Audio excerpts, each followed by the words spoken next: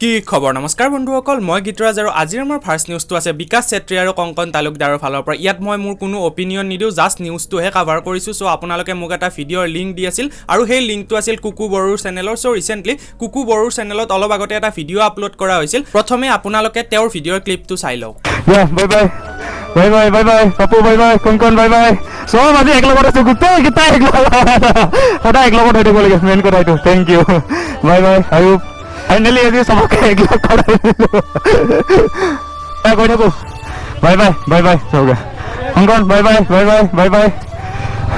চলো আজি বহুত দিনৰ পাছত সকলোকে এটা ফ্ৰেমত আনিলো হয়তো আপোনালোকে ভিডিঅ'ৰ ক্লিপটো দেখিলে এতিয়া মই মোৰ কোনো মন্তব্য নিদিও আপোনালোকে নিজৰ মন্তব্য কমেন্ট সেকশনত জনাওক আগবাঢ়িছো নেক্সট নিউজটোলৈ মই কথা পাতিবলৈ যাই আছো মটো ব্লগিঙৰ ওপৰত সো ৰিসেন্টলি ভাৰতৰ এখন এনেকুৱা ৰাজ্য আছে যিখন ৰাজ্যত বৰ্তমান সময়ত মটো ব্লগিং বন্ধ কৰি দিয়া হৈছে আৰু সেইখন ৰাজ্য হৈছে কেৰালা আৰু ইয়াৰ ওপৰতে ভাৰতৰ বহুকেইগৰাকী পপুলাৰ ইউটিউবাৰে বৰ্তমান সময়ত ৰিয়েক্ট কৰিছে লগতে অসমৰ ভাস্কৰ দত্তয়ো ইয়াৰ ওপৰত এটা ভিডিঅ' বনাইছিল লগতে তেখেতে নিজৰ ৰিয়েকশ্যনো দিছিল ইয়াৰ ওপৰত আহক তেওঁলোক কি কৈছিল আমি শুনি লওঁ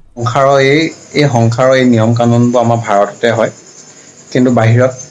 ফৰেন কাণ্ট্ৰিটো তেনেকুৱা নহয় ফৰেন কাণ্ট্ৰিত চব বস্তু অপেন তথাপিতো সেইবিলাকতো নহয় সব বস্তু আমাৰ ইয়াত প্ৰথমতে বেছি সন্দেহ কৰা হয় বেছি সিকিউৰিটি দেখুওৱা হয় কিন্তু ধৰক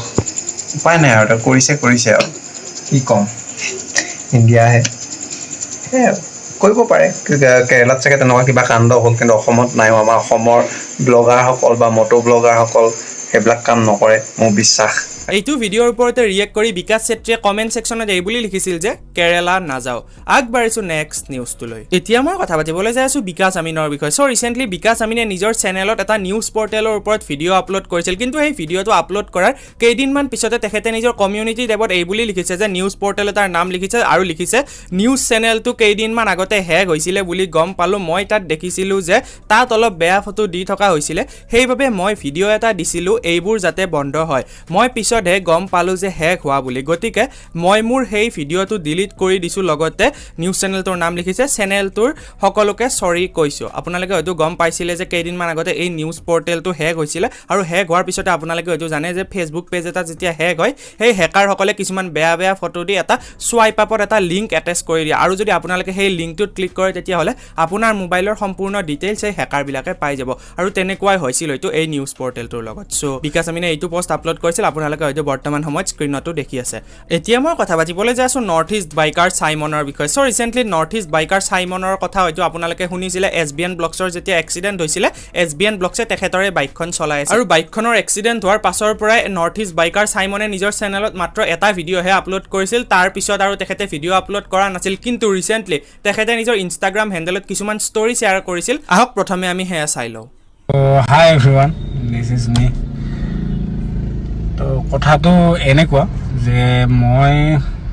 ইমান কেইদিন ভিডিঅ' দিয়া নাই কাৰণ ভিডিঅ' নিদিয়া ৰিজনটো জানে সকলোৱে কি হৈ আছে কি হোৱা নাই একচুৱেলি মোৰ লগত তো মই মানে কি মেণ্টেলি বহুতখিনি মানে কি অকণমান সেয়া হৈ আছোঁ I am not prepare mentally মানে তো সেইটো কাৰণে ভিডিঅ' একো আপলোড দিয়া নাই মই আৰু চবতকৈ ডাঙৰ কথাটোতো এইটো যে মোৰ বৰ্তমান বাইকো নাই তো সেইটো কাৰণে এনেকুৱা কিছুমান চিটুৱেশ্যন আহি আছে তো দ্য বেষ্ট পাৰ্ট ইজ মানে এনেকুৱা হৈ আছে যে কি মই ইণ্ডিপেণ্ডেঞ্চ ৰাইট দিম বুলি ভাবি আছিলোঁ বাট মানে কি হ'ল মানে কি বহুতে ইনভাইটো কৰিছে ইণ্ডিপেণ্ডেঞ্চ ৰাইডৰ কাৰণে যিবিলাকে কৰিছে তাৰ কাৰণে থেংক ইউ তো কথাটো এনেকুৱা যে মই মানে কি ভাবি আছোঁ নতুন বাইকো ল'ম বুলি এতিয়া চাওঁ কি হয় বাট মানে অকণমান মেণ্টেলি মানে প্ৰিপেয়াৰ নহয় সেইটো কাৰণে মই এইবিলাক অকণমান ছাইডত ৰাখিছোঁ যিমানখিনি ডাঙৰ এটা মোৰ লগত কেছ হৈ গ'ল সেইটোৰ পিছততো মানে কি হ'ব পাৰে মানুহৰ লগত সেইটো কথাটো জানে আপোনালোকে সেইটোৱে আৰু সো আপোনালোকে যদি নৰ্থ ইষ্ট বাইকাৰ চাইমনৰ ইউটিউব চেনেলটো চাবলৈ বিচাৰে তেতিয়াহ'লে লিংক মই ডেছক্ৰিপশ্যনত দি দিম তাৰ পৰাও নিশ্চয়কৈ চাই ল'ব পাৰিব লগতে আজি আমাক নিউজ দিয়াত সহায় কৰিছে লক্ষ্যজিৎ গগৈ সো যদি লক্ষ্যজিৎ গগৈক আপোনালোকে ইনষ্টাগ্ৰামত ফ'ল' কৰিব বিচাৰে তেতিয়াহ'লে লিংক মই ডেছক্ৰিপশ্যনত দি দিছোঁ তাৰ পৰাও তেওঁক নিশ্চয়কৈ ফ'ল' কৰি ল'ব পাৰে সো এইটোৱে আছিল আজিৰ এটা সৰু ভিডিঅ' তেতিয়ালৈ লৈছোঁ বিদায় জয় অসম নমস্কাৰ